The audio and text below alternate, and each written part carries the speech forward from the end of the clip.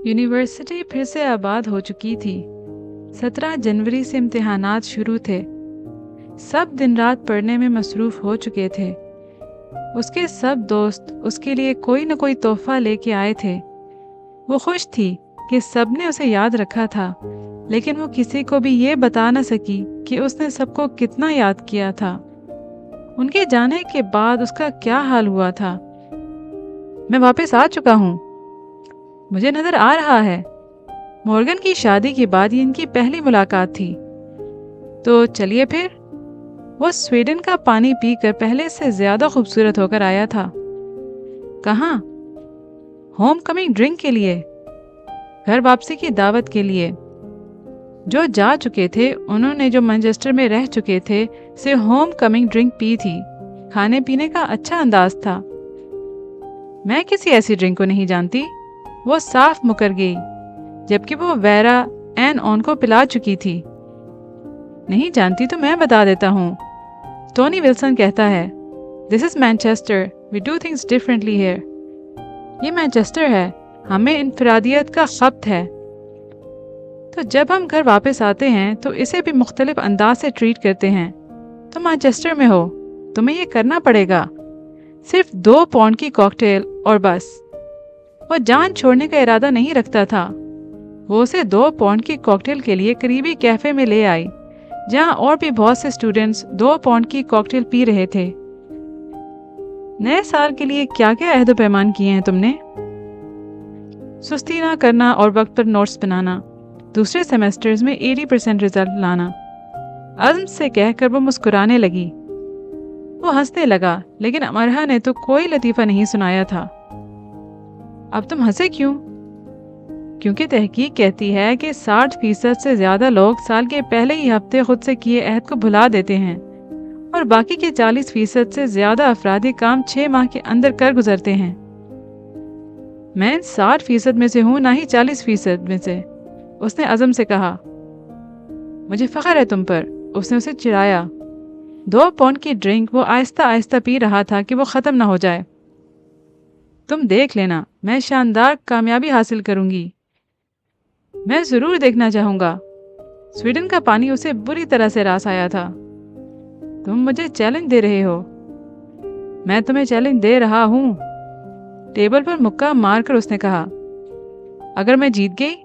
امرہا نے انگلی اٹھا کر کہا۔ مشکل ہے۔ اگر میں جیت گئی بولو پھر؟ ناممکن ہے۔ دونوں شانے نا میں ہلائے۔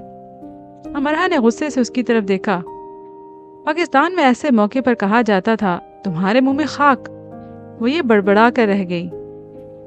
تو جو تم کہو گی میں وہ کروں گا۔ وہ گلے میں پھندا ڈال کر چھت سے لٹک جانا ہی کیوں نہ ہو۔ اوہ، اتنا نالائق سمجھتا تھا وہ امرہا کو۔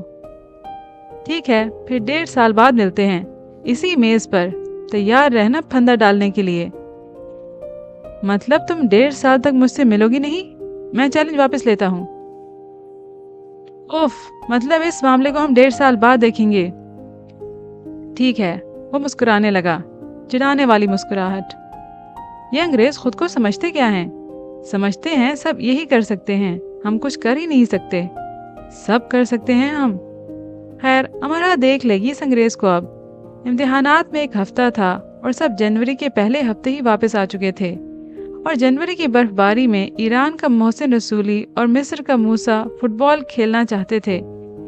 امتحان تو پھر آ جائیں گے، بلکہ سال میں 2 بار، لیکن ایسی غضب کی 100 سالہ ریکارڈ توڑتی برف باری شاید پھر نہ آئے۔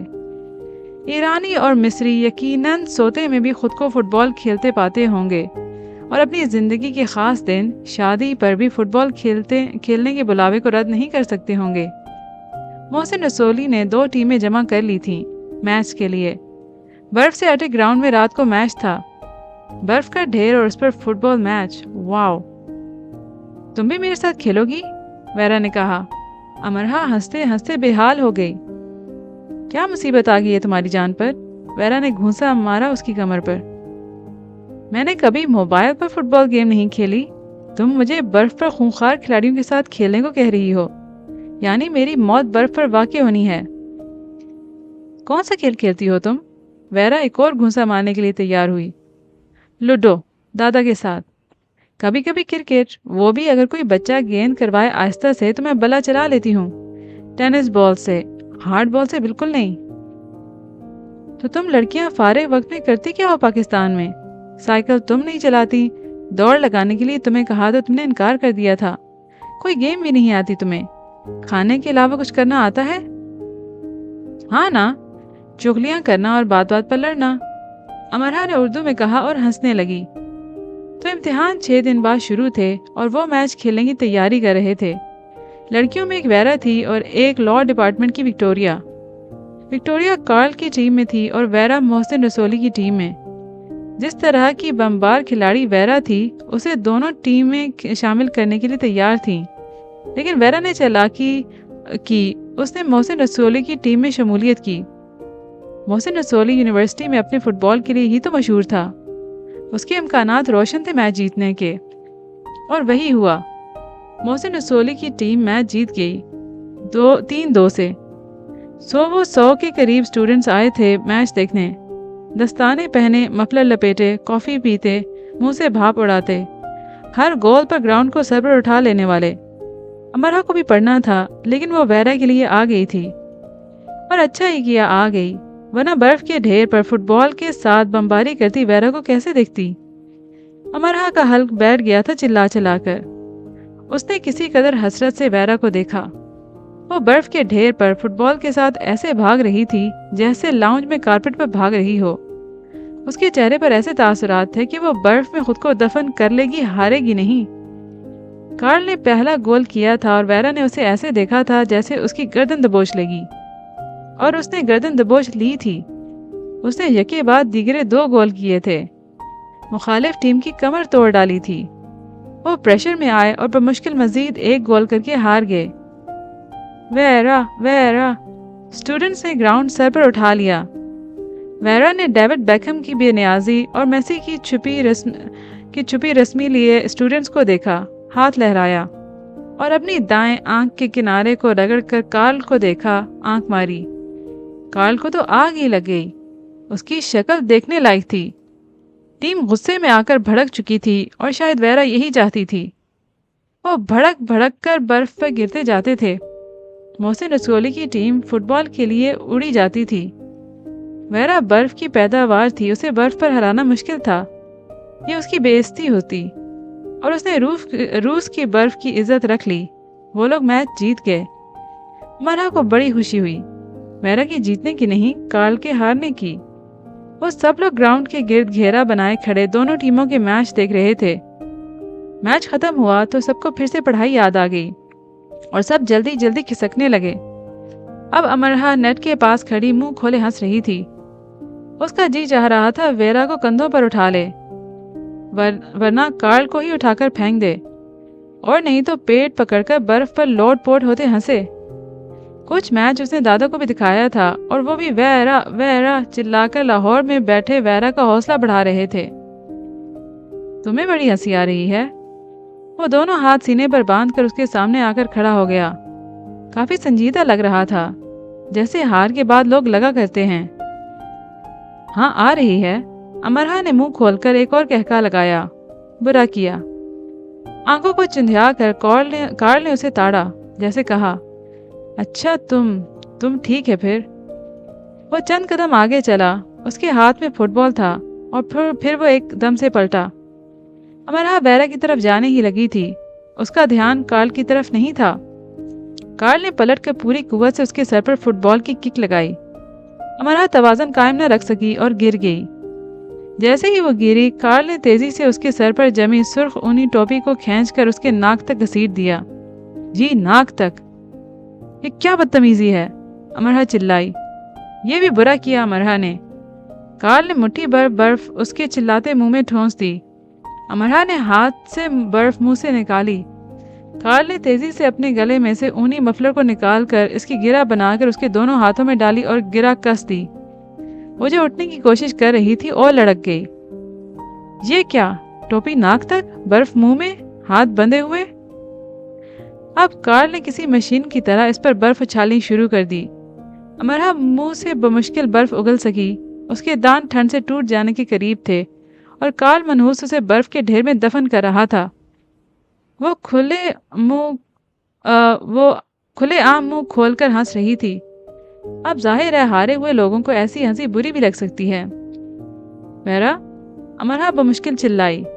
वेरा जरा दूर मोहसिन रसोली के साथ मैच की सूरत हाल पर गौर कर रही थी। अमरहा की तरफ उसकी पुश्त थी। कार्ल किसी क्रेन की तरह उस पर बर्फ उछालता ही जा रहा था और उसने अमरहा को बर्फ के ढेर में दफना दिया। देखते ही देखते अमरहा बर्फ में। ये दिन भी देखना था अमरहा ने। वेरा, उसकी आंखों पर टोपी थी। उसे नजर ही नहीं आ रहा था कि वेरा कहाँ है। बर्फ का एक ढेर उसके मुंह पर आकर गिरा कि लो और चिल्लाओ। काश दादी का कहा सच होता, वो वाकई मनहूस होती और कार्ल के हाथ टूट जाते उसके साथ ये सब करते। कार्ल! वेरा की धार सुनाई दी। उसने बढ़कर अमरहा के सर पर से टोपी उठाई और अमरहा ने देखा कि वेरा ने एक बेहद नाकाम कोशिश की अपनी हंसी के फव्वारे को रोकने की। वो गर्दन तक बर्फ में धंस चुकी थी, नाक सुर्ख हो चुकी थी, होंठ नीले और गुस्से से वो नीली पीली लाल सब हो रही थी। जैसे ही वेरा ने टोपी उठाई, कार्ल और वेरा दोनों के मुंह से हंसी के फव्वारे निकले। दादा, आप ठीक कहते हैं, मुझे अमरहा नहीं वेरा होना चाहिए। अमरहा ने दिल में सोचा। जब वेरा उसे बर्फ से निकाल कर खड़ा कर चुकी तो कार्ल ने अमरहा की तरफ इशारा किया। मैच हो जाए, तुम और मैं। क्या बात की थी कार्ल ने, वो भी अमरहा से। उसे फुटबॉल नहीं आता, मुझसे बात करो। तुम परे रहो जिंजर बॉल, मुझे इस द लॉस्ट डक से बात करने दो। The lost duck. वो चुप कार्ल की शक्ल देखने लगी। गुस्से में इतना लाल पीला होने के बावजूद वो उसके खिलाफ कुछ न कर सकी। अफसोस। 20-25 फुट के फासले से हम एक दूसरे के सर पर फुटबॉल की किक लगाएंगे। वक्त 10 मिनट। बोलो प्लूटो सर पर लगा बॉल एक गोल होगा। प्लूटो एक और नाम। प्लूटो खामोश खड़ा अंदाजा लगा रहा था कि क्या वो ये कर सकती है। नहीं, वो ये भी नहीं कर सकती थी। अंदाजा लगाया जा चुका था। चलो इसे और आसान कर लेते हैं। फासला 15 फुट, वक्त 10 मिनट। नहीं, अमरहा ने इनकार करके जान छुड़ाई। फासला 10 फुट। वो आज हर सूरत उसके सर पर किक लगाना चाहता था। नहीं, अमरहा ने ऐसे कहा जैसे शाह ईरान उसे अपना तख्त पेश करते हों कि आज से आप इसे संभालें, और वो कहती हो, नहीं भाई, बस नहीं कह दिया ना, बस नहीं। नहीं। कार्ल ने वाज़े दांत पर दांत जमाए और गुस्से को छुपाकर उसकी तरफ देखा कि वो ये भी नहीं कर सकती जो 5 साल के बच्चे भी करके जीत सकते हैं। कार्ल को बस मौका चाहिए था उसका सर फोड़ने का, उसे बर्फ की मार मारने का। चलो 10 कदम। हारने वाले को बर्फ में गर्दन तक सुबह तक धंसे रहना होगा। जिंजर बॉल ने अमरहा को आंख मारी कि खेल लो। पर पागल थे क्या वो? अभी शेर के मुंह में हाथ डालने की हैसियत नहीं हुई थी उसकी। अमरहा के लिए मैं खेलती हूँ। वेरा ने हाथ उठाया।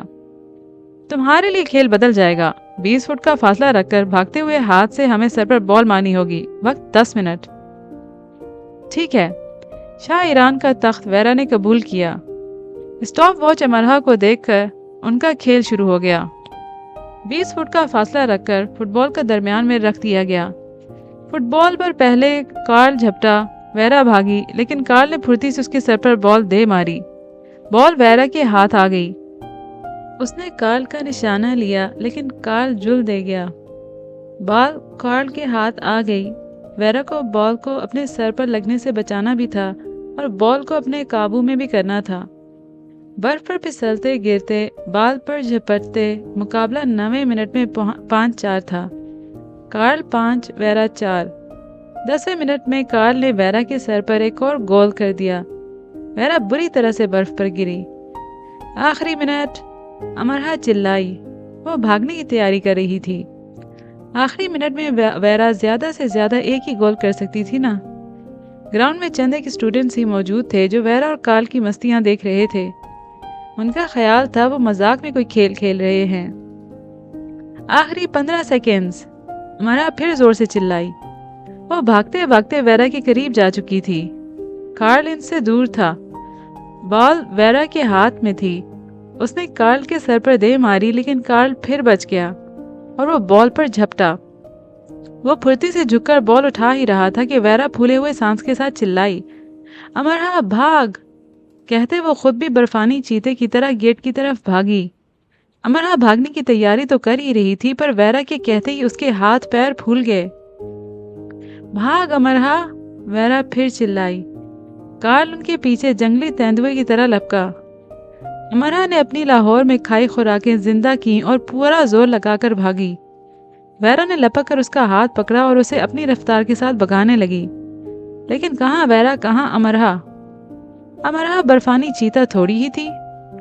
جتنی مرضی صحت بخش غذائیں کھائی ہوں، ان کا استعمال تو کبھی نہیں کیا گیا تھا نا۔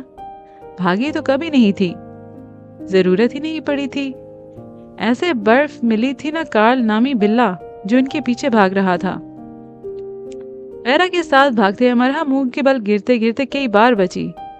امرہ گر جاتی، کارل موت اسے پیچھے سے آ لیتی تو بہت ہی برا ہوتا۔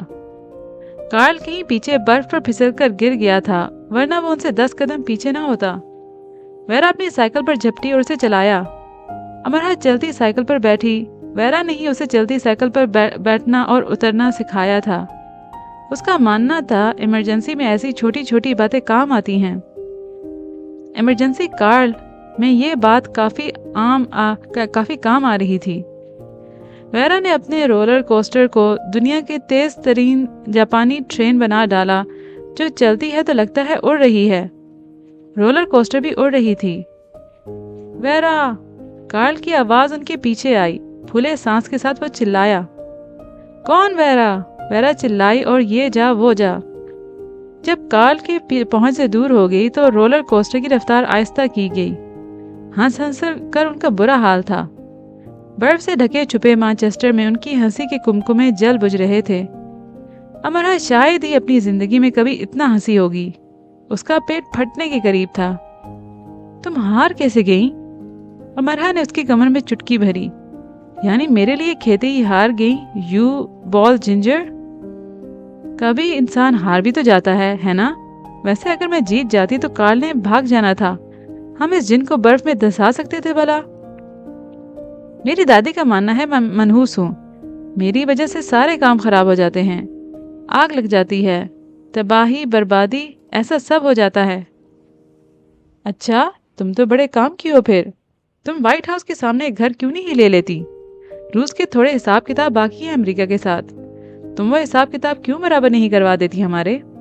اگر تم واقعی ویسے ہی ہو تو سچ تم ہمارے بہت کام کی ہو۔ ہمارا حساب چکا چکو تو روس آنا، گارڈ آف آنر دیا جائے گا تمہیں۔ Guard of honour? امرہ ہنستے ہنستے بے حال ہو گئی۔ اس کی نحوست کو گارڈ آف آنر کمال ہو گیا۔ یہ میری زندگی کا بہترین وقت ہے ویرا۔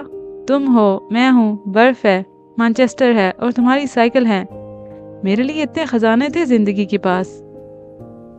سب سے بڑا خزانہ کارل، ہا ہا ہا۔ ہنستے ہنستے ویرا سائیکل گرا بیٹھی، دونوں سڑک پر گر گئیں۔ انہیں ہلکی سی چوٹ بھی آئی، لیکن اس چوٹ کی پرواہ کسے تھی؟ وہ دونوں تو سڑک پر گری سائیکل کے پاس ہنسنے میں مصروف تھی۔ اس کا نام لیتے ہی ہم گر گئے۔ اف، اصل میں منحوس تو کارل ہے۔ امرہ کو بڑی خوشی ہوئی کارل کو منحوس ثابت کر کے۔ اس نے جیسے اپنے منحوس ہونے کا بدلہ کارل سے لے لیا، اور ساری روشن خیالی کے باوجود وہ دادی کی طرح پورا زور لگا کر کارل کو منحوس ثابت کرنے کے لیے تیار تھی، بلکہ اس کام کے لیے پارٹ ٹائم کرنے کے لیے بھی تیار تھی۔ ساری یونیورسٹی امرہ کے خاندان کی طرح جب اسے منحوس منحوس کہا کرے گی تو امرہ کے اندر ٹھنڈک ہی ٹھنڈک پھیل جائے گی۔ کاش یہ دن دیکھنا امرہ کے نصیب میں ہو، کاش یہ دن جلد ہی آ جائے، بلکہ آنے ہی والا ہو۔ کارل دی منحوس مارا۔ میں ہڑبڑا کر اٹھا۔ آج تو میرا پہلا پیپر ہے۔ گھڑی اور کھڑکی دونوں کی طرف دیکھا۔ اوہ شام کے 5 بج گئے۔ خدایا، میرا تو پہلا پیپر تھا، میں تو رات بھر پڑھتا رہا تھا۔ پھر کیا ہوا آخر؟ یعنی میرا پیپر گیا، یعنی اب یونیورسٹی کا ڈین بھی مجھے فیل ہونے سے نہیں بچا سکے گا۔ میں اتنا وقت سوتا کیسے رہ گیا؟ کیا میں ساری رات پارٹی کرتا رہا، سارا دن سوتا رہا؟ نہیں، میں تو علی کامنز میں تھا۔ نہیں، شاید میں تو لائبریری میں تھا۔ اوہ گوش، میں کہاں تھا؟ آخر کوئی مجھے بتائے گا کہ میں کہاں تھا؟ میں نچلے فلور پر واقع شاویز کے کمرے کی طرف بھاگا۔ اس کا دروازہ دھڑدھڑایا۔ شاویز، میں کل رات کہاں تھا؟ بڑی جلدی بتا۔ اف، شاویز بھی سو رہا تھا، میری طرح اس کا امتحان بھی گیا، وہ بھی فیل۔ مجھے کیا پتا تم کل رات کہاں تھے، سونے دو مجھے۔ شاویز اندر سے ہی چلایا۔ تمہارا بھی پیپر گیا یا دے کر آئے ہو؟ میں اس کے کمرے کے بند دروازے کے پار چلایا۔ پیپر؟ وہ تو صبح ہے، اب دفان ہو جاؤ۔ صبح تو گزر گئی، شام کے 5 بج رہے ہیں۔ تم ٹھنڈے پانی میں ڈبکیاں کیوں نہیں لگاتے؟ صبح کے 5 بجے ہیں، شام کے نہیں۔ او اچھا، سچ میں؟ او گوش، میری تو جان ہی نکل گئی تھی۔ یہ کیرل تھا، ایگزامز کے بے جا دباؤ کا شکار بیچارہ سٹوڈنٹ۔ یعنی مانچسٹر یونیورسٹی میں اس کا دیو کا نزول ہو چکا تھا، جسے ایگزامز کے نام سے یاد کیا جانا بھی پسند نہیں کیا جاتا۔ تو ایگزامز کے دنوں کی ایک کیرل ہی ایسی کاپی نہیں ہے، اور بھی مختلف کاپیاں ہیں۔ میں نے آپ کو کہیں دیکھا ہے، اپنے فیشن ادر ملبوسات کے لیے مشہور لنڈا۔ تم 4 یا 5 مہینے پہلے لائبریری آئی ہوگی۔ ہاں آئی تو تھی، ایک میگزین چاہیے تھا، پر آپ کو کیسے معلوم؟ سارا سیمسٹر چھوڑ کر صرف امتحانات کے دنوں میں لائبریری آنے والے مجھ سے یہی کہتے ہیں، آپ کو کہیں دیکھا ہے۔ دوسرے سیمسٹر کے امتحانات میں آ کر بھی تم یہی کہو گی۔ میں تھک جاتا ہوں بار بار اس سوال کا جواب دے دے کر، اس لیے ابھی سے بتا رہا ہوں، میں لائبریرین ہوں اور میں لائبریری میں دیکھا اور پایا جاتا ہوں۔ آنکھ، کان، زبان، دماغ، خاص کر بالوں میں سے طوطے کیسے اڑتے ہیں کبھی دیکھا ہے؟ نہیں، مانچسٹر یونیورسٹی کے اسٹوڈنٹ سے امتحانات کے دنوں میں ملے۔ آئی لو یونی میوزیم، ایما، عام دن۔ میوزیم؟ یونی میں میوزیم ہے؟ ایما، امتحانات کے دن۔ اوہ، شیکسپیئر کو کیا ضرورت تھی اتنا کچھ لکھنے کی، ایک آدھ ڈرامہ کافی نہیں تھا؟ جوناتھن، 40% بمشکل لینے والوں میں سے۔ کون شیکسپیئر؟ ڈینیل، مانچسٹر کے ہر کلب اور بار کے بارے میں جاننے والوں اور 40% کے خواب دیکھنے والوں میں سے۔ میرے چچا؟ جوناتھن غصے میں۔ تمہارے چچا ڈرامے لکھتے ہیں؟ کس تھیٹر میں لگتے ہیں ان کے ڈرامے؟ 2 ٹکٹیں مل جائیں گی۔ ایک اور، تم ڈبہ کیوں کھا رہے ہو؟ اوک ہاؤس ہال میٹ۔ میں تو پیزا کھا رہا ہوں، بے حد لائق فائق لمبا سا پتلا سا اسٹوڈنٹ کرس۔ تم پیزا ڈبہ سمیت کیوں کھا رہے ہو؟ نہیں، میں تو صرف پیزا کھا رہا ہوں، یہ دیکھو۔ او، میری پلیٹ میں یہ ڈبہ کہاں سے آ گیا؟ گول گول چشمہ ملفوف آنکھیں باہر کو۔ تمہارے منہ میں بھی ڈبے کا کچھ حصہ ہے۔ اور خدا کے لیے کرس، اس کھڑکی کو بند کر لو۔ تم اوک ہاؤس کے وہ واحد اسٹوڈنٹ ہو گئے جو اتنی ٹھنڈ میں کھڑکی کھول کر پڑھ رہا ہے۔ کھڑکی؟ اوہ توبہ، کھڑکی ہے۔ میں بھی سوچ رہا تھا میرے سارے کپڑے کہاں گئے، اور میرے جوتے بھی۔ لائبریری کی طرف جاتے ہوئے، ہائے جینا، کیسی ہو؟ Michael, chemistry student. میں ماریا ہوں، بایو اسٹوڈنٹ۔ جینا ماریا نا؟ ہار نہ مانتے ہوئے، سر گھچاتے ہوئے، ماریا ایڈم، دونوں ہونٹوں کو بگاڑتے ہوئے۔ ہاں، وہی جو میکلارین P13 پیشے قیمت کار میں آتی ہے۔ میری تیسری نسل میں سے شاید کوئی میکلارین خرید کر اسے ہاتھ لگا سکے، میں ایسی جرت فی الحال نہیں کر سکی۔ میری حیثیت فری بس سے آنے والی ہے، اور تم؟ میں؟ سر کھجاتے ہوئے ہی، ہاں تم۔ مطلب میں کہاں جا رہا ہوں؟ میں پڑھنے لائبریری جا رہا ہوں سارا۔ ماریا، مطلب تم کون ہو؟ کیا نام ہے تمہارا؟ سر کھجانے کی باری اب ماریا نے اپنے ہاتھ میں لے لی۔ میں؟ اچھا بائے، میں لیٹ ہو رہا ہوں سوزین، چلا جاتا ہے۔ میں کون ہوں؟ کیا نام ہے میرا؟ جاتے ہوئے، تمہیں تو لائبریری جانا تھا نا؟ ماریا پیچھے سے چلاتی ہے۔ تم یونیورسٹی سے باہر کی سمت جا رہے ہو، تو تعلیمی دور میں کم سے کم 10 بار ہم یہ ضرور سوچتے پائے جاتے ہیں کہ امتحانات میں فیل ہونا اتنا آسان اور پاس ہونا اتنا مشکل کیوں ہے۔ 80% پرچے اسی ایک لیکچر، باب، سوال پر کیوں مشتمل ہوتے ہیں جو آپ مس کر چکے ہوتے ہیں؟ فیل ہونے کی بڑی وجہ کیا ہے؟ میرا خیال ہے یہ امتحانات ہیں، آپ کا کیا خیال ہے؟ Night before exams is like a night before Christmas. You can't sleep and yet you hope for a miracle. Students اپنی تعلیمی دور میں معجزات پر بہت یقین رکھتے ہیں، और इनके रहनुमा होने के बाद भी दुआएं करते हैं। दूसरा और तीसरा बाब पढ़ने के बाद वो ये दुआ करते सो जाते हैं कि चौथे, पांचवें और छठे बाब में से कोई सवाल ना आए और सारा पर्चा दूसरे और तीसरे बाब पर मबनी हो। चलो फर्ज किया अगर छठे बाब से कुछ आ ही गया तो 80% दूसरे और तीसरे अबवाब से जो आएगा वो पास करवा देगा। चलो 50% ही सही, चलो 40 ही सही, अच्छा चलो 30 ही सही। बस बहुत है मौजज़ाती दुआएं, मौजज़ाती तवक्कुआत। इम्तिहानात के दौरान सबसे ज़्यादा स्टूडेंट्स खुशफहम होते हैं। इम्तिहानात के बाद सबसे ज़्यादा दुनिया भर में दुआएं स्टूडेंट्स करते हैं। सबसे ज़्यादा खून इम्तिहान नामी बला चूसती है और कूदती फांती हकीकी मौत रिजल्ट के दिन सबसे ज़्यादा दिखाई देती है। जी हाँ, सच है ये। इम्तिहान गाह के आखिरी 5 मिनट में हर स्टूडेंट मौफूकुल फितरत ताकत का मालिक बन जाता है। वो सारी किताब लिख डालना चाहता है लेकिन वक्त ही नहीं होता। और एक बड़ी दर्दनाक हकीकत ये है कि सब कुछ याद भी आखिरी मिनटों में आता है। इम्तिहानात एक लंबी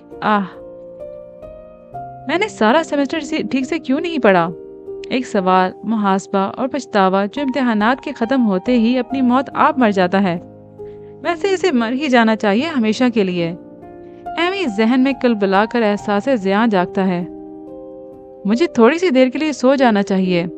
मैं पिछले 25-30 मिनट से पढ़ रहा हूँ। आखिर नींद पर भी मेरा हक है, एक ख्वाहिश जिस पर फौरी अमल किया जाता है। तो बस स्टूडेंट्स इस सवाल का जवाब जानने से कासिर हैं कि इम्तिहानात में इतनी नींद कहाँ से आ जाती है, भूख इतनी क्यों लगने लगती है, टीवी, फेसबुक, यूट्यूब, ट्विटर पहले से ज़्यादा दिलचस्प क्यों लगने लगते हैं, किताबों की पहचान मुश्किल क्यों हो जाती है। वैसे इम्तिहानात से पहले पोस्ट एग्ज़ाम्स पार्टीज प्लान कर ली गई थी, जैसे क्रिसमस आने से पहले क्रिसमस के बाद दी और ली जाने वाली पार्टीज प्लान की गई थी। कौन कौन आएगा, पार्टी कहाँ होगी, क्या क्या हंगामा बर्पा करना होगा। इम्तिहानात के ख़त्म होने की खुशी में नहीं बल्कि इम्तिहानात से जान छूट जाने की खुशी में। आसपास के सभी बार्स, क्लब्स, रेस्टोरेंट्स इस इंतज़ार में थे कि जल्दी से इम्तिहानात शुरू होकर ख़त्म हों और बेचारे स्टूडेंट्स कुछ पार्टी शार्टी मज़े शज़े करें। बेचारे स्टूडेंट्स तो यूनिवर्सिटी में कुछ इस कदर पढ़ने वाले स्टूडेंट्स भी थे। ये बदबू कहाँ से आ रही है? शायद तुम में से जिम, नाक सुकेरती जूली। हाँ शायद, कई दिनों से मैं ठीक से मुंह नहीं धो सका, कपड़े भी, दांत ब्रश करने का तो बिल्कुल वक्त नहीं मिला। एग्जाम्स है ना। पीले दांत निकाल कर मुस्कुरा कर कहा जाने वाला तारीखी जुमला। जी हाँ, तारीखी ही। तुम्हारी शक्ल मार्शल से मिलती जुलती है। मैं मार्शल ही हूँ, पढ़ कर ऐसा हो गया हूँ। वो शटअप की जदीद शक्ल। इसी हालत में घर ना चले जाना। एनी डे NA रिपोर्ट भी दिखाई तो भी घर वाले घर में घुसने नहीं देंगे। आखिर तुम तेज क्यों नहीं चल रहे? हम यूनिवर्सिटी से लेट हो रहे हैं। मुझ पर बहुत बोझ है ग्राहम। पर तुम्हारे हाथ तो खाली हैं। मेरे सर पर। तुमने आज टोपी भी नहीं पहनी। मेरे जहन पर यार, पढ़ाई का बहुत बोझ है। मैंने कुछ गैर ज़रूरी किताबें भी पढ़ डाली। तुम्हें याद है ना, तुम्हें 100% में से मार्क्स लेने हैं, 1000% में से नहीं। हाँ, फिर भी मैंने सोचा शायद ये सिर्फ कुछ झलकियां हैं इम्तिहानात के दिनों की। और जाहिर है स्टूडेंट दुनिया के किसी भी खित्ते से ताल्लुक़ रखते हों, कमोबेश एक सी हालत से गुजरता है, एक जैसे एहसासात का मालिक होता है, क्योंकि वो बेचारा स्टूडेंट होता है ना, बेचारा। यूनिवर्सिटी में स्टूडेंट्स की ख़ास तादाद मोडाफिनिल स्टडी डोज भी लेते हैं, जिसे खाकर स्टूडेंट्स के बकौल वो बिना थके और बिना सोए कई घंटे आराम से पढ़ सकते हैं।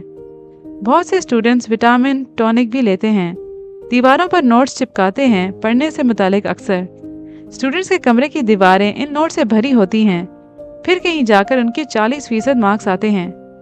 यूनिकॉर्न हर स्टूडेंट के टेबल पर रखा नजर आने लगता है। एग्जाम से मुतालिक अकवाल दीवारों पर चिपका दिए जाते हैं। आईने में अपनी ही शक्ल देखकर डरा जाता है और रात को चुन्नी मुन्नी सी नींद में भी किताबें आकर डराती हैं। तो वो वक्त आ चुका था जो नींदें तो बिलाशुबा भगाएगा ही, साथ नानियां, दादियां और फुफियां भी याद करवा कर जाएगा। ये वही दिन होते हैं ना जब लगने लगता है कि एग्जाम सीजन जिंदगी से कभी जाएगा भी। जिंदगी कभी मामूल पर भी थी। रात को अपनी मर्जी से सोने वाली, सुबह आराम से उठने वाली, گپے ہانکنے والی، ادھر ادھر گھوم پھر کر مستیاں کرنے والی، آکسفورڈ روڈ اور اس سے منسلک دوسری سڑکوں پر چہل قدمی کرنے والی۔ اوف، کبھی اتنے فارغ رہے ہیں ہم۔ پرنٹ برگ میں بڑی بڑی میزوں پر سنوکر کھیلنے والے، اوک ہاؤس کے گراؤنڈ میں آگ جلا کر اس کے گرد رات رات بھر بیٹھے رہنے والے۔ اتنے فارغ، کیا یہ سب ہوتا رہا ہے؟ سچ؟ پروفیسر اسٹوڈنٹس کو دیکھ کر زیر لب مسکرا دیتے، جیسے کہتے ہوں اب چڑھے گا اصل فلو۔ لائبریری سٹاف جن بھوت بن جائے کہ اصل امتحانات تو اسٹوڈنٹس ان کا لینے والے تھے، جو نہیں بھی موجود ہوگا وہ بھی مانگا جائے گا۔ لائبریری اور لرننگ کامنز پڑھنے کی جگہ رات دن کھلے تھے اور کچھ ایسا سما پیدا کر رہے تھے جیسے وہاں عام انسان نہ ہو، کسی سیارے سے اتری مشینی مخلوق ہو جو نہ کھاتی ہے نہ سوتی ہے، بس پڑھتی ہی رہتی ہے۔ اگر ساری مانچسٹر یونی کو ایک دلہن مان لیا جائے، کامنرز ایلن گلبرٹ ٹیئرنگز المعروف علی لرننگ کامنز اس دلہن کے ماتھے کا جھومر قرار پائے۔ چار اطراف شیشے سے سجی، شیشے سے بنی اور بلڈنگ کے اندر بیٹھے آپ باہر کی دنیا سے لا تعلق نہیں رہتے، کسی ارب پتی کے ذاتی گھر کی طرح بے حد نفیس اور صاف ستھرا، 5 اسٹار ہوٹل کی طرح چمکتی دمکتی، گھر کے ماحول سے کہیں بڑھ کر آرام دہ پرسکون، نرم گرم علی کامنز۔ اسٹوڈنٹس اپنی مرضی سے اپنی تعلیم کے مطابق کامن روم کا انتخاب کر سکتے تھے۔ ہال میں بھی پڑھا جا سکتا ہے جہاں کے دوسرے اسٹوڈنٹس پڑھنے میں مصروف ہوتے ہیں، گروپ میں بھی، الگ سے گروپ رومز میں بھی، 2-2 4-4 کے گروپ میں بھی۔ یہاں ہر طرح کی سہولت موجود ہے، charging, LCD، computer, internet, white board وغیرہ وغیرہ۔ پورے لرننگ کامن کے ڈیزائننگ اور سجاوٹ ایسی ہے کہ گمان ہوتا ہے پڑھنے نہیں آئے، تفریح کے لیے کسی ہوٹل میں آئے ہیں۔ ساتھ ہی کیفے ہے، اسٹوڈنٹس لرننگ کامن میں آ جائیں تو انہیں کسی دوسری ضرورت کے لیے باہر نہیں جانا پڑتا، وہاں سب کچھ مہیا کر دیا گیا ہے۔ تمہیں میری مدد کی ضرورت ہے؟ آلیان ہاتھ میں 2 عدد کافی مگ لیے اس کے سامنے بیٹھ چکا تھا۔ وہ اوپن ہال میں اکیلی بیٹھی پڑھ رہی تھی، اسے ضرورت پڑتی تو وہ اپنی کسی کلاس فیلو سے مدد لینے چلی جاتی تھی۔ تم بزنس کے اسٹوڈنٹ ہو اور میں انگلش لٹریچر کی، تم میری مدد کیسے کر سکتے ہو؟ جی، ایگزامز کے دنوں میں اسٹوڈنٹس چڑچڑے بھی ہو جاتے ہیں۔ جانتا ہوں، لیکن تمہارے سبجیکٹ میں ایک اسکول کا بچہ بھی تمہاری مدد کر سکتا ہے۔ آلیان جیسے اسٹوڈنٹس کا مذاق البتہ عروج پر ہوتا ہے۔ تو وہ بچے اسکول کیوں جا رہے ہیں؟ یہاں آ کر ماسٹرز کیوں نہیں کر لیتے؟ آلیان نے کہکے کو بلند ہونے سے روکا۔ کیا جواب دیا تھا امرہ نے؟ ان سب باتوں سے تمہارا مطلب کیا ہے؟ امرہ نے ہونٹ سکیڑے۔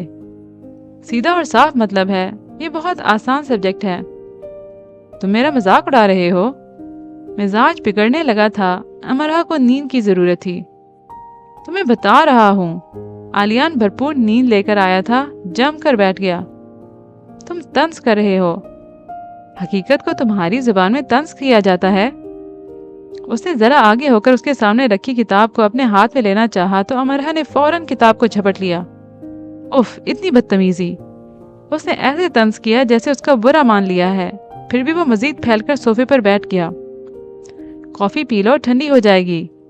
ہنسی دبانے کے لیے اس نے ہونٹ کا کونا دانتوں میں لیا۔ کس نے کہا تھا میرے لیے کافی لانے کو؟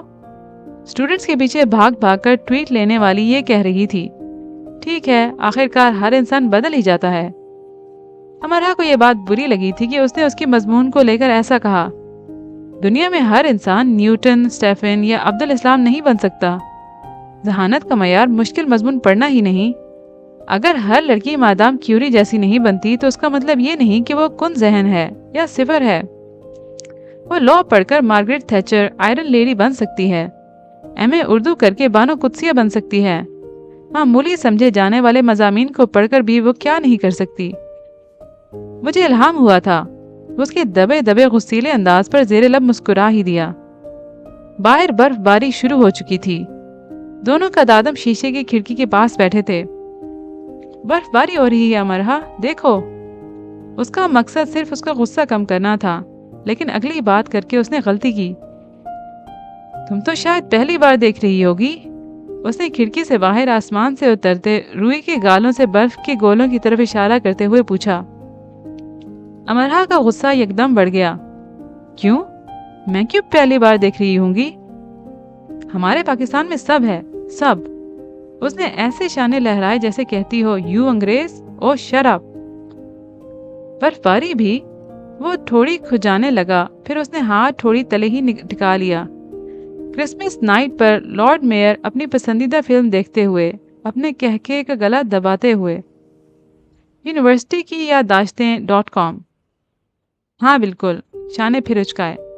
سندری امرہا مزے سے سچ کا گلا دباتے ہوئے، لارڈ میئر کو کم عقل سمجھتے ہوئے، دیسی انداز میں لمبی لمبی چھوڑتے ہوئے ایک جھوٹ 100 کہانیاں .com۔ لاہور میں برف باری ہوتی ہے امرہا؟ اچھا، کب کب؟ جب جب یہاں ہوتی ہے۔ امرہا کے انداز کی نظر اتاری جانی چاہیے تھی۔ اچھا، اور کیا کیا ہوتا ہے لاہور میں؟ لارڈ میئر نے ریموٹ پھینک دیا ہے، انہیں صرف یہی فلم دیکھنی ہے۔ سب جو یہاں بھی نہیں ہے سب ہے وہاں۔ جی ہاں، پھول پودے، اسکول، کالج، یونیورسٹیاں، عجائب گھر، بڑے بڑے بازار، shopping centre, hotels, super general stores, train, motorway, بڑی بڑی سڑکیں، سب ہے ہمارے پاس۔ تم نے کیا سمجھ رکھا ہے ہمیں؟ وہ اتنی دلچسپی اور محبت سے اسے دیکھ رہا تھا جیسے چھوٹے بڑے سب ٹام اینڈ جیری دیکھتے ہیں۔ اس کے مدلل انداز۔ تم نے کیا سمجھ رکھا ہے ہمیں؟ انداز کچھ ایسا تھا جیسے عدالت میں جج کا ہوتا ہے۔ بتاؤ جوزف، تم نے قتل کیوں کیا؟ جواب دو۔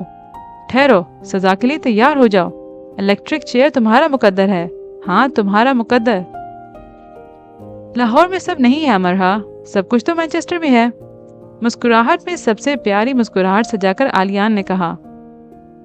ہاں، تم تو یہی کہو گے، سندری امرہا نے بروں میں سے سب سے بری طرح منہ بنا کر کہا۔ میں ہی تو یہ کہوں گا۔ لاہور خالی ہو چکا ہے، اس کے پاس سب نہیں ہے۔ تم تو یہاں بیٹھی ہو، اس کے پاس سب کیسے ہو سکتا ہے؟ اس کا سب تو مانچسٹر میں آ چکا ہے۔ کھڑکی کے باہر گرتے برف کے گالوں نے اتنی پیاری بات پر تالیاں بجائیں۔ وہ سفید سے نیلے پیلے ہرے ہو گئے اور امرہا خاموش ہو گئی اور کتاب پڑھنے کی کوشش کرنے لگی۔ ویسے یہ دیکھو، اس نے اپنا موبائل امرہا کے آگے کیا جہاں لاہور کے موسم کی 60 سالہ تاریخ موجود تھی۔ لاہور میں برف باری نہیں ہوتی، کہہ کر اس نے بلند کہکہا لگایا۔ اس بار اس نے آواز دھیمی رکھنے کی کوشش نہیں کی تھی۔ ادھر ادھر بیٹھے اسٹوڈنٹس نے اس کی طرف دیکھا کہ اتنے دباؤ میں بھی کون ایسے دل سے ہنس رہا ہے۔ آلیان اور کون ہوتی ہے؟ وہ اپنی بات پر قائم رہی۔ سندری امرہا، لاہور کی پتنگیں اور گپیوں کی نہ ختم ہونے والی ڈوریں، لاہور کی تاریخ اور رنگیلی لوگوں سے اکتساب۔ آلیان نے کسی قدر حیرت سے اسے دیکھا۔ اور یہ سب؟ اس نے موبائل پر نظر آنے والے کالم کی طرف اشارہ کیا جو لاہور کے موسم کے بارے میں تھا۔ یہ غلط ہے، کسی جھوٹے انسان نے لکھا ہے۔ اس بار امرہا نے شانے اور گردن ایک ساتھ اچکائے اور اتنے یقین اور سنجیدگی سے کہا کہ آلیان کا جی چاہا کہ کہہ دے کہ ہاں، ساری دنیا جھوٹی ہے، غلط ہے، صرف تم سچی ہو۔ مجھے صرف تمہاری بات پر یقین ہے۔ لیڈی مہر کی طرح تھوڑی تلے ہاتھ رکھ کر وہ اپنی مزید مسکراہٹ دبائے اسے دیکھتا رہا۔ دونوں کے درمیان کچھ دیر خاموشی رہی۔ سندری امرہا ایسے ہی جھوٹ بولتی جائیں اور لارڈ میئر ایسے ہی سنتے جائیں۔ وہاں کچھ ایسا ماحول تھا۔ علی رنگ کے اوپن ہال میں کھڑکی کے پاس۔ اگر میں لاہور جا کر رہوں اور برف باری نہ ہو تو تم مجھے کہو گی کہ اس سال ہی نہیں ہوئی۔ اگر میں اگلے سال تک کے لیے لاہور میں رک جاؤں تو تم کہو گی کہ موسم میں خطرناک حد تک تبدیلی آ چکی ہے۔ اور اگر میں آس پاس کے لوگوں سے تصدیق کے لیے پوچھنا شروع کر دوں تو تم کہو گی کہ سب جھوٹ بول رہے ہیں، تمہاری بےعزتی کروانا چاہتے ہیں۔ اپنی ساری ہمت مجتمع کر کے اپنی ہنسی کو اندر ہی روک کر وہ بمشکل اتنا ہی کہہ پایا۔ تو تم کیا ثابت کرنا چاہتے ہو کہ سب کچھ تمہارے پاس ہی ہے؟ وہ ہنسا۔ تم 2 شہروں کے سرسری جائزے میں بھی حاصل ہو امرہا۔ میں نے یہ کب کہا کہ ہمارے پاس سب کچھ ہے؟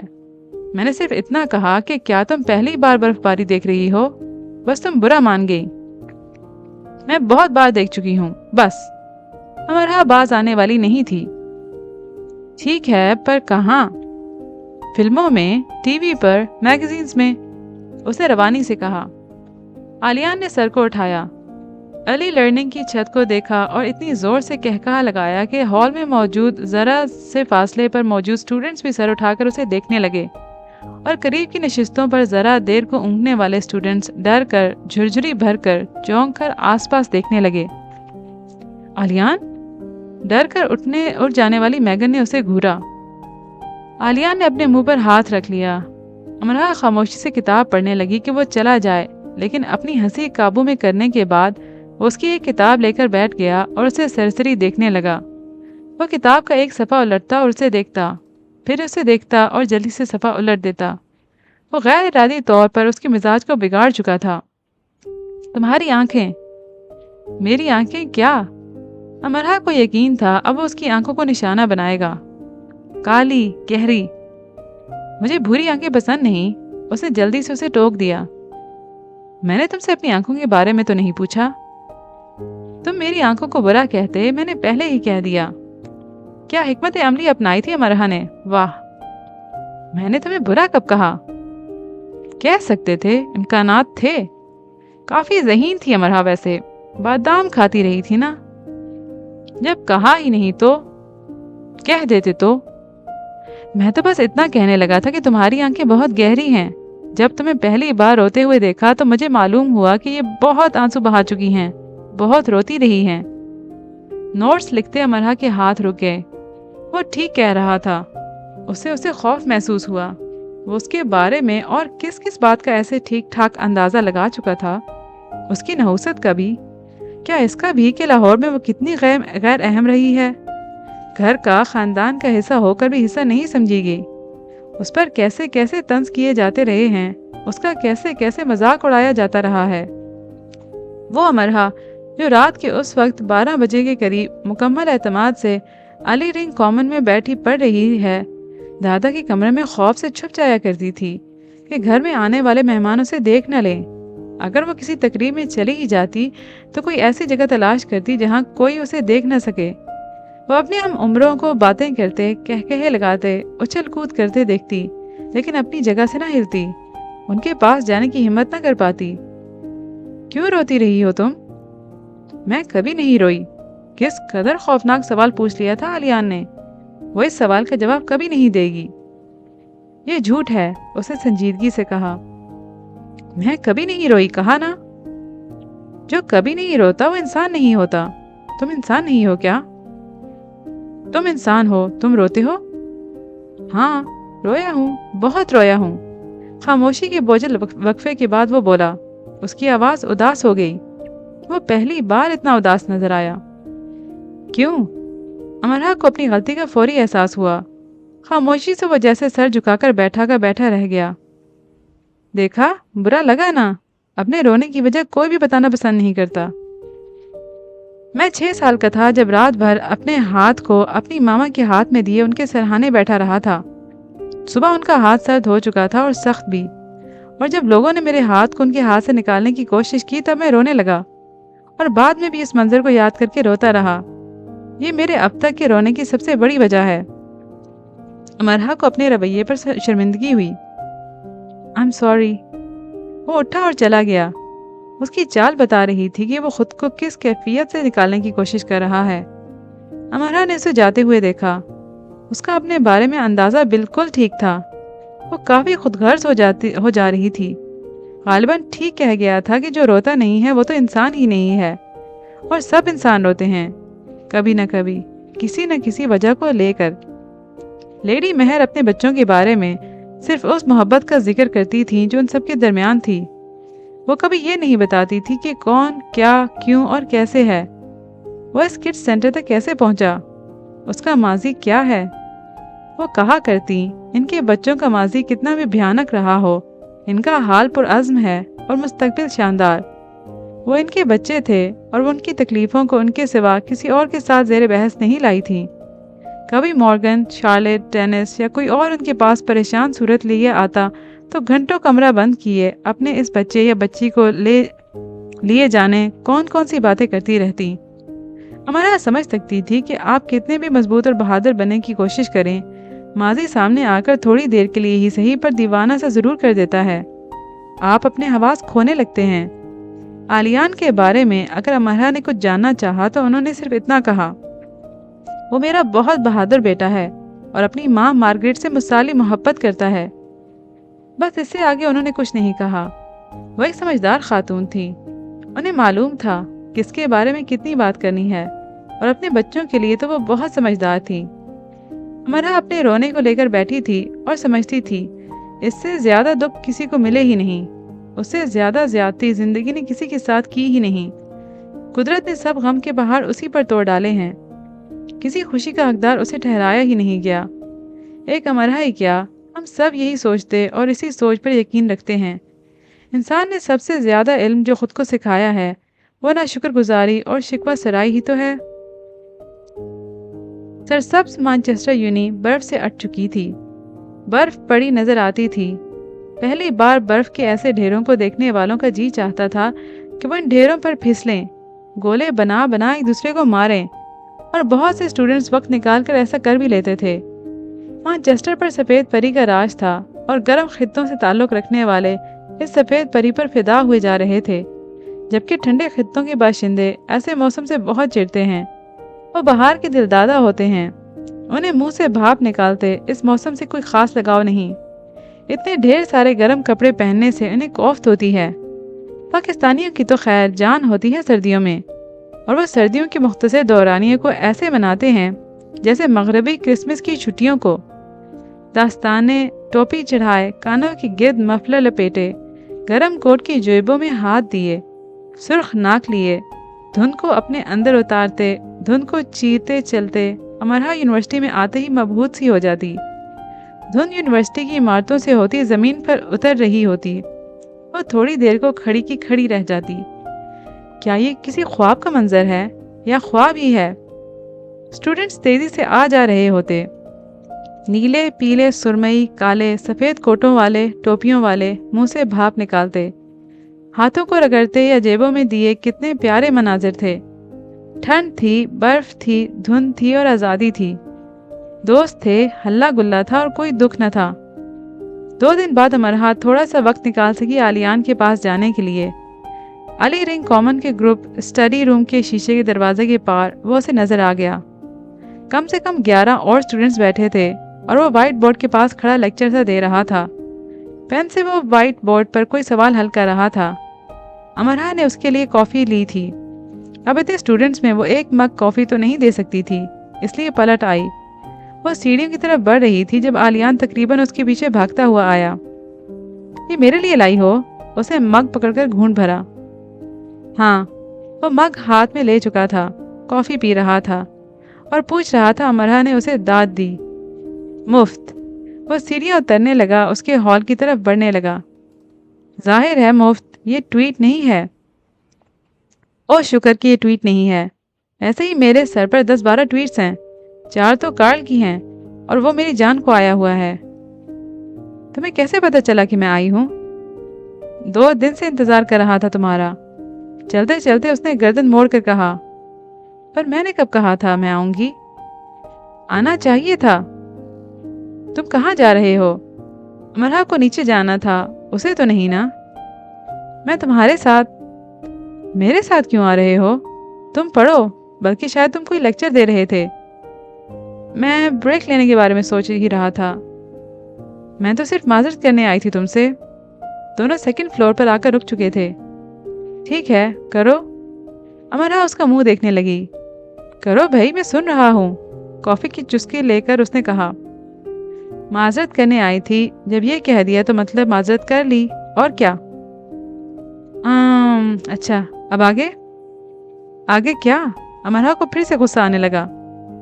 تم اتنے پیارے سرد مانچسٹر میں رہ کر اتنی جلدی گرم کیوں ہو جاتی ہو؟ آلیان مسکرایا، یعنی امرہ سے ناراض ہونا وہ جانتا ہی نہیں تھا۔ اس کے غصے کو وہ پھول کی پتی کی مانند چھو کر اڑا دیتا تھا۔ اچھا چلو، ایگزامز کے بعد ملتے ہیں۔ مشکل ہے لیکن میں کر لوں گا، ورنہ میرا تعلیمی ریکارڈ خراب ہو جائے گا۔ مجھے تمہاری باتیں سمجھ میں نہیں آتی۔ مجھے خود بھی میری باتیں سمجھ میں نہیں آتی۔ اچھا تم جاؤ۔ کیسے انسان ہو تم؟ کسے جانے کے لیے کہہ رہے ہو؟ کارل کی آواز ان کے قریب لیکن پیچھے سے آئی اور اس نے بڑھ کر آلیان کی گردن دبوچ لی۔ امرہ تو فوراً وہاں سے غائب ہو گئی۔ وہ امتحانات کے دنوں میں اسے کوئی لڑائی مول لینا نہیں چاہتی تھی، لیکن اگلی رات کو وہ خود امرہ کے پاس آیا۔ کچھ فاصلے پر بیٹھی لیزا پڑھتے پڑھتے لڑک کر سو چکی تھی اور صوفے اور کارپٹ کے درمیان جھولتی کافی مضحکہ خیز لگ رہی تھی۔ पहले तो उसे देख देख कर अमरहा अपनी हंसी रोकती रही, फिर इसके पास आई, उसे धकेल कर कारपेट पर किया ताकि वो ठीक से कारपेट पर ही सो जाए। सामने इसका लैपटॉप खुला रखा था। अक्सर ऐसी चीज़ें गायब कर लिए जाने के वाक़यात हो जाते थे। अमरहा ने उसकी चीज़ें समेटी और बैग को उसके सर के पीछे रखा। अभी लैपटॉप पर उसने हाथ रखा ही था कि उसे महसूस हुआ कि उसकी तस्वीर खींच ली गई है। उसने गर्दन मोड़ी तो कार्ल खड़ा था। अमरहा the lost duck Ali learning common में सोए हुए स्टूडेंट्स की चीज़ें चुराते हुए, अपनी नौयत का 40वां वाक़या। फ़ोन हाथ में लिए वो मुस्कुरा रहा था। यह गर्मा गर्म खबर कुछ ही देर में the tab Manchester students website में आ जाएगी। अमरहा का जी चाहा कि लीज़ा की ठंडी हो चुकी कॉफ़ी उस पर उंडेल दे, पर वो बाज रही। वो अपनी आंखों की चिंगारियां दबाए उसे घूर रही थी और कार्ल को ये नज़र आ रहा था कि इसे घूरा जा रहा है। वो हाथ बांध कर ऐसे खड़ा हो गया जैसे 100-200 पापाराजी उसकी तस्वीरें खींच रहे हों। तुम्हें गुस्सा आ रहा है? हाँ, तुम्हें गुस्सा तो आ रहा है, वो मुस्कुराया। मैं आलियान से कहती हूँ। अमरहा को आग ही लग गई। वो हंसा। आलियान मेरा बाप नहीं है, वैसे होता तो भी वो कुछ ना कर सकता था। वो ठीक कह रहा था। ये धमकी चलने वाली नहीं थी कि मैं तुम्हारी अम्मा से, तुम्हारे अब्बा से तुम्हारी शिकायत करूंगी, या ज़रा रुको मैं अभी अपने भाई को लेकर आई, वो तुम्हारी अकल ठिकाने लगाएगा। कुछ ही देर में तुम यूनी में मशहूर हो जाओगी, फिर हर कोई तुमसे अपनी चोरी शुदा चीज़ों का मुतालबा करेगा, वो भी जिनकी कभी एक पिन भी चोरी नहीं हुई होगी। तुम सोच सकती हो मेरा क्या मतलब है? उफ, वो फिर मुस्कुराया, गंदा बच्चा। अमरहा कार्ल को वहीं छोड़कर वेरा के पास आई। वो अपनी क्लास फेलोज के साथ ग्रुप स्टडी कर रही थी। वेरा को सारी बात बताई। वेरा हंसने लगी। तुम फिक्र न करो, वो तुम्हें डरा रहा है। वैसे मैं दी टैब की एडिटर को जानती हूँ, बात कर लेती हूँ उससे, तुम फिक्र न करो। याद से कर लेना, वरना कल तक मैं चोर मशहूर हो चुकी होंगी। वेरा ने कहकहा लगाया। वैसे ऐसा करके देखते हैं, तुम्हें मालूम होगा कि चोर कैसा महसूस करते हैं। मुझे ऐसे एहसासात मालूम नहीं करने, यानी हद है, एक चोर के एहसासात ही रह गए हैं मालूम करने के लिए। वेरा हंसी से लोटपोट होने लगी। ऐसी बातें कहती तुम बड़ी प्यारी लगती हो। अगर अगले जन्म नाम की कोई चीज़ है तो मुझे अमरहा बनना है, यंग लेडी ऑफ पाकिस्तान। और मुझे वेरा, खूंखार लेडी ऑफ रशिया। वेरा ने वहीं खड़े खड़े एडिटर से बात की। कुछ देर बाद वेरा ने एमएमएस जो एडिटर ने उसे भेजा था अमरहा को दिखाया। वो अमरहा की तस्वीर थी। जादू से हिप्नोटाइज करके स्टूडेंट्स की चीज़ें छुपा देने वाली फ्रेशर अमरहा द लॉस्ट डक, अपनी नौयत का 40वां वाक़या। यूनिवर्सिटी इंतज़ामिया से तहकीकात की गुजारिश की जाती है। वो तुम्हें चोर नहीं जादूगर साबित कर रहा है। तुम देखती, कल तक तुम्हारे पास स्टूडेंट्स की लाइन लग जाती हिप्नोटिज्म के लिए। हंसते हंसते वेरा बेहाल हो गई। अमरहा भी हंसने लगी। यहाँ बड़ी मांग है हिप्नोटिज्म की। तुम तो मज़े से हज़ारों पाउंड कमा लेती। आजकल तो प्रोफेसर्स को हिप्नोटाइज करने के लिए कहा जाता। मुंह मांगे पाउंड्स मिलते तुम्हें इम्तिहानात के दिनों में। लेकिन यकीनन कार्ल को अपनी तैयारी से ज़्यादा अमरहा की फिक्र थी कि वो बेचारी ये ना सोचती हो कि उसे कोई तंग नहीं कर रहा। आखिर उसके साथ ये गैरों वाला सलूक क्यों? तो वो उसके साथ अपना जैसा सलूक करने अगली रात अली लर्निंग में मौजूद था। अली लर्निंग में इम्तिहानात के दौरान पढ़ने का एक बड़ा फ़ायदा ये है कि जो पूरा सेमेस्टर आपको नज़र नहीं आते, वो नज़र आते आते आपके दोस्त बन जाते हैं। पूरा महीना अली लर्निंग कॉमन में हाउसफुल शो होते। जो रातों को अपने बिस्तरों पर सोते हैं वो यहाँ ऊँघते और पढ़ते पाए जाते हैं। रात रात भर उनकी शक्लें देखने को मिल जाती हैं। अली कॉमन लाइब्रेरी कैफ़े 24 घंटे खुले रहते थे। तो कार्ल उसके सामने आकर बैठ गया। अमरहा ने उसके उठने का इंतज़ार किया और मुकम्मल तवज्जो से पढ़ने की कोशिश की, लेकिन बेकार। कभी नोट्स उसके हाथ से गिर जाते, कभी पेन, और फिर लैपटॉप भी गिर गया। ओफ, अब वो इतना सामान समेटकर दूसरी जगह जाए। अब तो उसे फ्लोर पर ही बैठना पड़ेगा क्योंकि सब जगह पुर थीं, और उसे यकीन था वो जहाँ भी जाएगी कार्ल उसके सामने आकर ऐसे ही बैठ जाएगा। कार्ल खामोशी से उसे देख रहा था। उसकी आंखें बता रही थीं कि उसके दिमाग में कुछ चल रहा है, और जो चल रहा है वो ऐसा कुछ अच्छा हरगिज़ नहीं है। कार्ल के दिमाग में एक ऐसी बैटरी फिक्स थी जो कभी डाउन नहीं होती थी। सब इम्तिहानात के मारे हुए थे और वो उल्टी सीधी हरकतों में गलतां था। फिर भी हर साल वो स्कॉलरशिप ले लेता था। अगर वो ऐसी हरकतें ना करे और सिर्फ पढ़े तो यकीनन वो यूनी का डीन बन जाए। सारी किताबें, नोट्स, कागज़, लैपटॉप, पेन वगैरह को अपनी बाहों में आर्जी तौर पर समेट कर वो बमुश्किल उठी और नई जगह की तलाश करने लगी।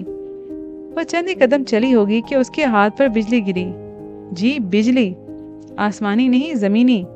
कार्ल ने अपने हाथ में पकड़े पेन को उसके हाथ पर लगाया था, एकदम से पीछे आकर, और उसके हाथों में पकड़ी सब चीज़ें ज़मीन बोस हो चुकी थीं।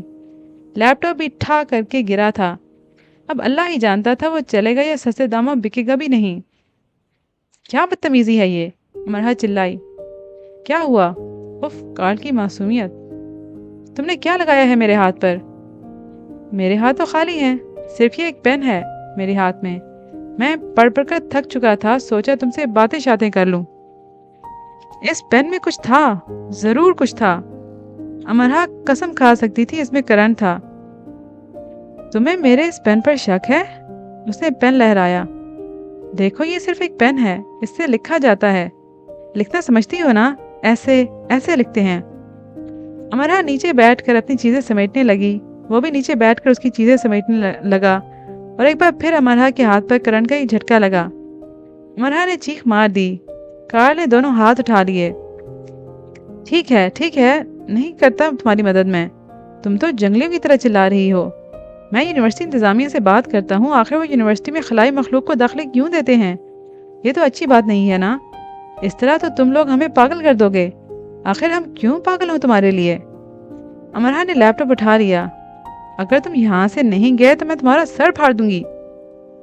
इस तरह तुम्हारा लैपटॉप भी टूट जाएगा। जहाँ तक मेरा ख्याल है, अभी तक मेरे सर से ज्यादा तुम्हें लैपटॉप अजीज होगा। तुम उसकी जान छोड़ क्यों नहीं देते? आलियान ने आकर एक जोरदार घूंसा उसकी कमर में जड़ा और उसके हाथ से पेन झपट लिया। कार्ल ने कहका लगाया। मैं तो यहाँ से गुजर रहा था, अमरहा ने ही मुझे रोका कि आओ बातें करते हैं। बातें शातें? आलियान ने अमरहा की सब चीजें समेटी और उसके हाथ में कार्ल का पेन दिया। इस पेन का इस्तेमाल मैं तुम्हें सिखा दूंगा। अगली बार ये तुम्हारे पास आए तो इसी पेन से उसे करंट देना। अमरहा ने तबर्रुक की तरह पेन को कबूल किया और अपनी क्लास फेलो की टेबल पर चली गई। कार्ल का कहका उसके पीछे गूंजता रहा। कार्ल इंसानी हुलिये में एक गैर इंसानी मखलूक, बिलाशुबा। पेन में एक हैवी बैटरी फिक्स थी जो पेन की कैप को बाएं तरफ हरकत देने पर काम करती और पेन की निब से हल्का सा करंट निकलता, जो मामूल के औकात में काफ़ी ज़ोरदार लगता। आम इस्तेमाल में वो पेन एक आम लिखने वाला पेन था। सिर्फ इसका मालिक ही इसका इस्तेमाल जानता था और इसका मालिक कार्ल था। ये पेन कभी कार्ल का ट्रेडमार्क था, अब तो कार्ल के लिए पुराना हो चुका था, लेकिन अमरहा के लिए बहरहाल नया ही था। अमरहा के लिए ही उसने निकाला था। वो इस पेन का इस्तेमाल यूनी में स्टूडेंट से भरे corridors, lawn, classes, ground, library, subways, बस, होटल, बार्स, क्लब, कैफ़े, हर जगह किया करता। ख़रीदारी के दौरान भी, सड़क पर चलते रश वाली जगह पर भी। कई बार क्लास में उसने प्रोफेसर्स को भी झटके दिए थे। जिस दिन उसका ये मूड हो, वो पहली रो में बैठ जाता और बिला वजह लेक्चर के दौरान ये जाहिर करता कि उसे लेक्चर में फ़लाँ पॉइंट समझ में नहीं आ रहे। प्रोफेसर चलते उसके करीब आ जाते। कार्ल दोनों हाथों को खड़ा होकर लहराता और ऐसे लहराता जैसे उसे बात के दौरान हाथ चलाने की आदत है। बहुत से लोगों को ये आदत होती है। खैर, हाथ चलाते चलाते पेन प्रोफेसर की ठोड़ी, गर्दन, कान की लो और कभी नाक से टकरा जाता। ऐसा हो ही जाता है, इसमें कोई हैरानी की बात नहीं। खैर, तो और बेचारे प्रोफेसर भरी क्लास में चिल्ला उठते, डर कर हवास बाख्ता से हो जाते, एकदम से उछल पड़ते। बेचारे प्रोफेसर साहब। ऐसे मौक़ों पर क्लास के लिए अपने कहकों का गला दबाना मुश्किल हो जाता। आलियान कहीं करीब ही होता तो उसकी कमर पर चुटकी भरता। किसी की जान जाएगी तेरे इस छोटे मोटे करंट के गोले से। यही तो नहीं ना। वैसे भी साइंस कहती है कि एक आम इंसान के जिस्म में अच्छे खासे वोल्टेज के करंट को सहने की ताकत होती है। साइंस कहती है या कार्ल कहता है? कार्ल किसी साइंस से कम है क्या? आंख मारकर। तो ये है कार्ल, इंसानी हुलिये में गैर इंसानी मखलूक। वेलकम वीक पर उसने फ्रेशर का काफ़ी भरता बनाया था। वो तो सारा साल वेलकम वीक का इंतज़ार करता था। फ्रेशर में तो उसकी जान हुआ करती थी। वो अपने सारे पुराने औजार निकाल लिया करता था। अगर सीनियर्स फ्रेशर को गाइड करते हुए कागज़ पर यह भी लिख देते और कार्ल से बचकर, have a safe welcome week. Karl welcome week के 5 दिन नित नए अंदाज अपनाता, تاکہ پہلے دن ملنے والے اسے دوسرے دن پہچان نہ سکیں، دوسرے دن ملنے والے اس کے ہاتھوں تیسرے دن بھی الو بن سکیں۔ وہ داڑھی اور بال بڑھا لیتا، دوسرے دن کٹوا لیتا، تیسرے دن ہرے رنگ کی وگ، چوتھے دن گنجا، 7 کان، ناک، تھوڑی اور بھووں میں بالیاں، 5ویں دن لمبے بال۔ کارل آسک می، جس نے اسٹوڈنٹ کارڈ بنوانے جانا ہے، اسے وہ بڑے آرام سے یونی سے باہر کسی بھی دوسری عمارت میں بھیج دیتا۔ کئی بیچارے معصوم ایشیائی جو ڈرے ڈرے سے تھے اور اپنی ماما اور پاپا کے ساتھ یونیورسٹی کی گیٹ تک آئے تھے، ان کو اس نے باتھ روم میں لاک کر دیا۔ جی، اس کے پاس اوزار تھے، وہ دروازے کے ہینڈل میں ایک باریک سوراخ اڑا کر اسے جام کر دیتا تھا۔ ہو گیا لاک۔ اب یہ اندر والے کی طاقت پر ہے کہ وہ کس زور سے ہینڈل کے ساتھ زور آزمائی کرتا ہے اور کتنی جلدی باہر آتا ہے، اور ایسے کام وہ بہت احتیاط سے کرتا۔ اسے بھی یونی میں رہنا تھا۔ چند لڑکیوں کو اس نے سائنس لیب میں بند کر دیا تھا۔ امرہا کی قسمت اچھی تھی کہ ویلکم ویک پر اس کا ٹکراؤ کارل سے نہیں ہوا تھا، ورنہ تو اس کی سائنس لیب میں ہی موت واقع ہو جاتی۔ اور فریشر ویک پر ایک ایسا فریشر امرہا لیب سے مردہ نکلتی اور مانچسٹر میں اپنی آمد کے چوتھے دن تابوت میں بند ہو کر پاکستان واپس جاتی، اور دادا یہ معلوم نہ کر سکتے کہ پاکستان میں تو سب اس بیچاری بچی کے پیچھے پڑے رہتے تھے، مانچسٹر میں کون اس کے پیچھے پڑ گیا تھا۔ ہر فریشر رو رو کر اسکائپ پر اپنے گھر والوں کو ہری وگ، گنجے سر، لمبے بالوں والے آسک می کا قصہ سنا رہا ہوتا۔ فریشر کے آتے ہی یونی میں کارل ہو رہی ہوتی۔ اسٹوڈنٹ یونین کے صدر اور باقی لوگ اسے سنجیدگی سے محتاط رہنے کے لیے کہتے تو وہ بڑی معصومیت سے کہتا، پتہ نہیں آپ لوگ کیا کہہ رہے ہیں، کیا میں نے کسی کی جان لے لی ہے، یا میں کلر ہوں؟ یعنی وہ جان لے گا تو ہی کوئی چھوٹا موٹا جرم مانا جائے گا۔ چینی کہتے ہیں، اگر میں ایک سرسبز شاخ سے اپنے دل کو سجاؤں تو کوئی وجہ نہیں کہ خوشگلو پرندہ اس پر آ کر نہ بیٹھے۔ اور ان کا کہنا ہے کہ محبت کرنے سے پہلے احترام کرنا سیکھیں، اور یہ بھی کہ ایک بوڑھے کا عشق میں مبتلا ہو جانا خزاں میں پھول کھلنے کے مترادف ہے، اور خزاں میں محبت کا پھول ہی کھلنے کی جرات کرتا ہے۔ بدھا نے سب جانوروں سے کہا کہ نئے سال پر مجھ سے آ کر ملو۔ صرف 12 جانور بدھا سے ملنے آئے، اور بدھا نے ان 12 کے نام ایک ایک سال کر دیا: بیل، مرغ، خرگوش، بکری، چیتا، خنزیر، سانپ، ڈریگن، چوہا، گھوڑا، بندر اور کتے کے چینی سالانہ کیلنڈرز ان جانوروں کے ناموں سے ترتیب پاتے ہیں، اور چینی اپنے سال کے آغاز سے پہلے پورے جوش و خروش سے اپنے گھروں کو صاف کر کے سجاتے ہیں۔ نئے کپڑے، خاص طور پر سرخ لباس بنواتے ہیں، سرخ کاغذوں اور سرخ پارچہ جات پر لکھی روایتی نظموں سے گھر کے دروازوں، دیواروں اور ایسی ہی دوسری جگہوں کو سجاتے ہیں۔ نئے سال کا آغاز ہو رہا ہے، پرانا وقت بیت چکا ہے، پرانے وقت کو الوداع کہا جائے گا، نئے وقت کے لیے جشن تیار ہے۔ بڑے بوڑھے بچوں کو سرخ لفافوں میں ملبوس لکی منی، خوش قسمتی کے سکے دیتے ہیں۔ چینی روایات کہتی ہیں کہ سرخ رنگ آگ کی علامت ہے، جو ان کے سیانوں کے بقول بدقسمتی اور بدی کو دور کرتی ہے۔ قدیم وقتوں میں لمبے بانسوں کو جلایا جاتا تھا تاکہ بدی اور بلائیں آگ کو دیکھ کر بھاگ جائیں۔ شر کو آگ سے دفان کیا جاتا تھا۔ بدی اور بلائیں، دنیا کی ہر قوم انہیں دفان کرنے کا چارہ کرتی ہے۔ خیر اور اچھی قسمت، دنیا کی ہر قوم اس کے حصول کے لیے تگ و دو کرتی ہے۔ چینی نیا سال، خاندان کے ملاپ کا تہوار۔ پہلے چاند کی 15 کو سرخ چینی ساختہ لالٹینوں کا تہوار منایا جاتا ہے۔ لالٹینیں جن پر پھول، پودے، پرندے، برجی جانور، تاریخ اور روایتی قدیم تاریخی شخصیات گند ہوتی ہیں، سے عبادت گاہوں کو سجایا جاتا ہے، اور ہاتھوں میں لے کر شام کو چاند کی روشنی میں پریڈ مارچ کیا جاتا ہے۔ چینی سال، بہار کا آغاز، دعاؤں کے ساتھ، خوشیوں کو لیے، بدی کو دور کرتے، روایات کو زندہ رکھتے۔ سرخ سرخ، روشن روشن، منظم اور پرجوش، سال کے آغاز پر اپنی میزوں کو ڈمپلنگ، روایتی چینی کھانا سے سجاتے ہوئے، دعائیں دیتے ہوئے، چاولوں کے جاروں کو بھرتے ہوئے کہ نئے سال پر چینی چاولوں کے جار کا خالی ہو جانا بدقسمتی کی علامت سمجھتے ہیں۔ چینی کبھی دوسری اقوام کی مذہبی، روایتی، علاقائی تقریبات کو حقارت سے نہیں دیکھتے، اور اپنے لیے وہ دوسری اقوام سے بھی یہی توقع کرتے ہیں۔ انہیں ابتدائی اسباق میں ہر خاص و عام کے احترام کا سبق پہلے دیا جاتا ہے، اسی لیے یہ ہر ایک کے سامنے تعظیم سے جھکتے نظر آتے ہیں، اور انہوں نے دنیا پر یہ ثابت کر دیا ہے کہ وہ احترام کرنا جانتے ہیں۔ مانچسٹر میں سال کی ڈریگن پریڈ، نئے سال کی پریڈ کے لیے تیاریاں عروج پر تھیں۔ پریڈ 31 جنوری نئے سال کے پہلے دن تھی۔ یہ سال گھوڑے کا سال تھا، پچھلا سال سام کا سال تھا۔ امرہا کی چینی کلاس فیلو جی سن نے سب کلاس فیلوز کو رجسٹریشن کروانے کے لیے کہا تھا۔ وہ امرہا کے پاس بھی آئی تھی۔ میں تو جانتی بھی نہیں کہ یہ سب کیا ہوتا ہے، میرے لیے تو کھڑے ہو کر دیکھ لینا ہی بہت بڑی دریافت ہوگی کہاں اس میں شرکت کرنا۔ پریڈ میں جاؤ گی تو سب جان جاؤ گی، تمہیں زندگی میں کھڑے ہو کر پریڈ دیکھنے کے تو کئی بار موقع مل جائیں گے، شرکت کرنے کے نہیں۔ اس سال تو 90,000 سے زیادہ لوگ شرکت کریں گے۔ وہ ہنسنے لگی۔ نہیں، میں نے یہ سب کبھی نہیں کیا۔ جو کیا نہیں وہ کرو گی بھی نہیں۔ چینی پاکستانی کو نہ نہیں کہتے، ایک پاکستانی چینی کو نہ کیسے کہہ سکتا ہے؟ غیر چینی لوگ پریڈ میں شرکت کرتے ہیں تو ہمیں اچھا لگتا ہے، ہمیں یقین ہوتا ہے کہ نئے سال کا آغاز ہم نے سب اقوام کی دعاؤں اور محبت سے کیا ہے۔ ہم دونوں تو ایشیائی خطے کے 2 اہم دوست بھی ہیں اور ہمسائے بھی۔ قطار میں 3 غیر ملکی کھڑے ہوں تو ہم پہلے پاکستانی کے آگے بو کرنے کو ترجیح دیتے ہیں۔ امرہا متاثر ہو گئی۔ جی سن ٹھیک کہہ رہی تھی۔ امرہا کبھی بھی کسی بھی طرح کی مدد کے لیے جی سن کے پاس جاتی تو وہ فوراً اس کی مدد کے لیے تیار ہو جاتی تھی۔ ابتدائی تعارف میں اس نے امرہا کو گلے سے لگایا تھا اور 2 بار اس کے آگے جھکی تھی۔ اس نے اسے بتایا کہ اس کے دادا تجارتی غرض سے ایک بار پاکستان گئے تھے اور پہاڑی علاقے میں خوفناک حادثے کا شکار ہو گئے تھے۔